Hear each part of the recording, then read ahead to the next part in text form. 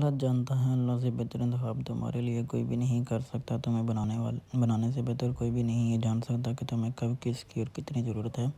تو کبھی بھی یہ نہیں سوچنا کہ اللہ بے خبر ہے تم سے، یا اسے نہیں ہے کہ تمہیں کیا چاہیے، کیونکہ تمہارے ذہن کا حصہ ہونے سے پہلے اور خواہشات علم کے اللہ کے حصہ ہوتی ہیں، جو سب سے زیادہ حکمت والا ہے۔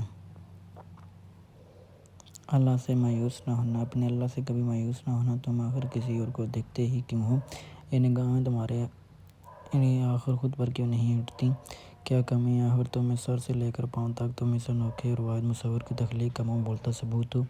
جانتے ہو کہ ہم میں نہیں بلکہ ہماری سوچوں میں ہوتی ہیں، اور جب ہم اپنی سوچوں کا معیار بلند نہیں کر پاتے تو تب اپنی ان سوچوں کی کمزوریوں کا سراپا بوجھ اپنے وجود پر لا دیتے ہیں۔ میری بات یاد رکھنا، جب تک تم اپنی اندر کی ان سچائیوں کو سامنا نہیں کرو گے تو تم بخدا اپنے ظاہر کو جتنا بھی سنوار لو، کبھی اپنی نگاہوں میں ممتاز نہیں ہو پاؤ گے۔